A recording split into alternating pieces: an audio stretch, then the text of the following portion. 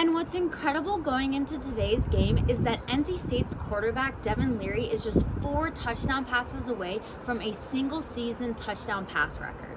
When it comes to making the playoffs, everybody tends to complain about strength of schedule. But if you're beating all your opponents, what's the worry, right? The Wolfpack didn't have Andrew Jane in the Week 7 loss against Miami, but with him in the lineup tonight, it's made such a huge difference.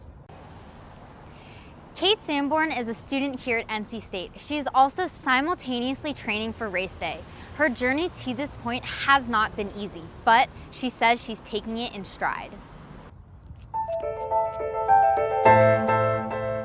Kate Sanborn is both a master's student and an elite marathon runner. I started competitively running in 2007 and was recruited to run D1, and I ran D1 at Army West Point, the United States Military Academy. I stopped running D1 and began marathoning my junior year in college. Both of Sanborn's parents met at West Point and made careers out of the Army. It's a big reason why she chose to study there. There I studied operations research and minored in network science, and I could work on optimization problems, look at like logistical transport type issues, and maybe even get involved with ORSA, which is the operations research sector of the Army.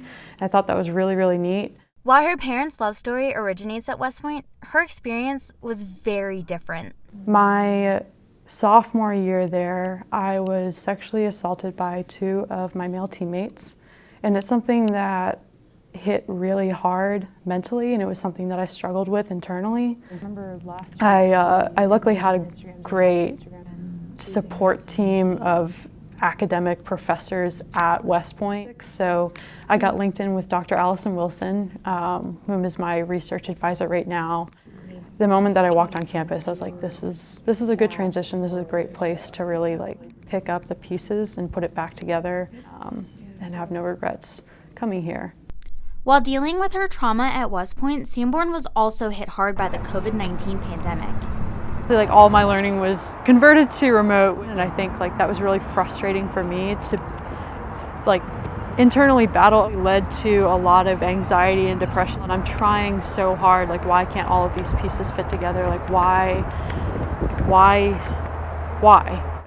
Yeah, why can't you get the result that you think that you deserve because you've put in so much work? And all that work leads her to the starting line for the Boston Marathon. She says her goal is to show up in the best way she can.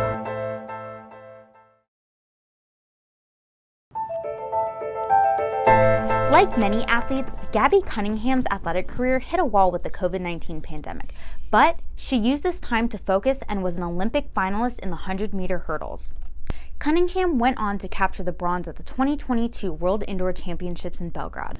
I think after making the Olympic final, I kind of told myself, like, yes, I was proud of myself to make it to the Olympic final, but I wanted more. So I told myself that this season I was going to go back to the drawing board and work on my form and just go even harder than I felt like I was going before. More than 20,000 spectators cheered the athletes in Belgrade, which was a big boost from the fan-free Olympic Stadium. Having a huge competition that didn't have fans, it kind of felt like a hype moment, but like there was no one there.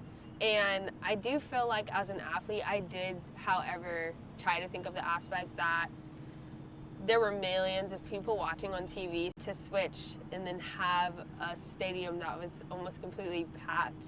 And Belgrade is like, it was just a different feeling, and it had, I think, a more, like a higher energy to it than the other meets had. She's an NC State graduate, but still gets professional level support from the program, which helps her maintain her health and recovery.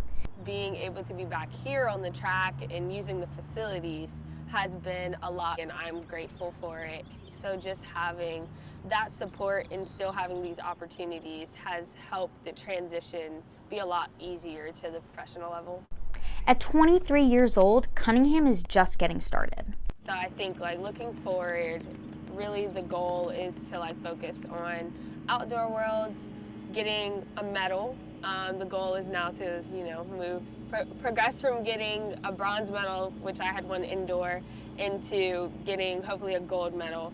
outdoor, and then also long term focusing on Paris 2024, the Olympics.